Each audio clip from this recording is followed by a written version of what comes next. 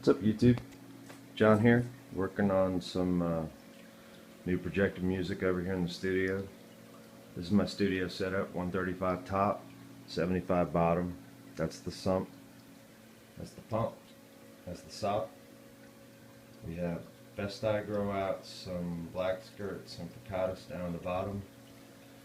And up top, for the moment, we have everything from what I'm hoping I can get as a pair of bleaker eye, even though they seem to be both leaning male. One of our oldest fish, convict. We have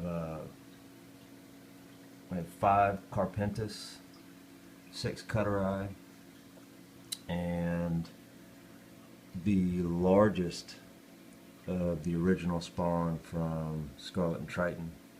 This one's only been in here for about I don't know, maybe 6-8 hours. Moved this one out of the 300 into here. We're trying to spur a little bit of spawning activity going on in the 300 that's kind of stalled. So we figured, you know what, let's move the kids out, let's do a rescape and move everyone around. These guys are most likely all going to be moving out into the garage because this tank, I think, is the I don't know, maybe ultimate home for the bean eye. I have a trio of bean eye. We tried them in a 120. It lasted about 2 weeks. And I think between the drip system on this tank and the ambient temps in the house, I'll be able to, hopefully keep this tank in the neighborhood of 70 degrees. Tank temp's currently sitting at around 74.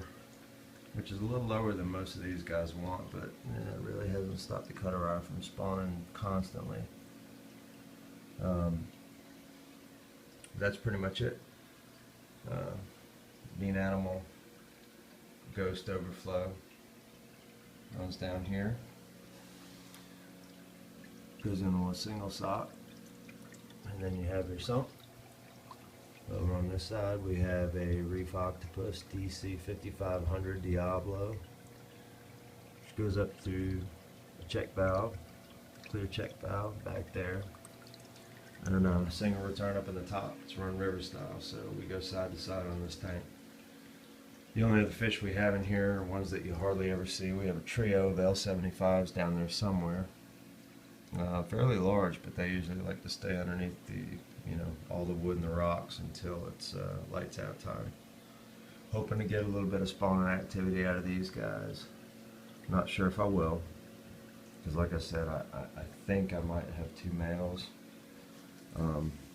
Trying to find these guys in the first place is not the easiest thing in the world, but I think I have a pair of males, one that's acting subdominant just to avoid the fight.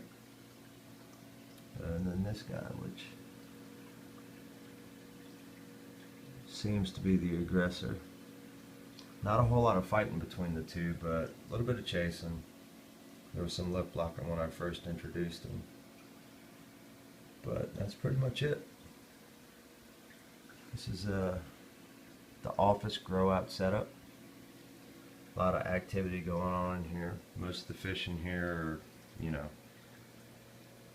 anywhere from 1.5 inches up to about 4 inches, and they all don't mind it a little bit warmer, so they're probably going to be good candidates for the garage during the summers. Garage summers in Orlando are a challenge, so any of the colder species that I can keep inside the house as opposed to in the garage are probably going to be better suited anyways.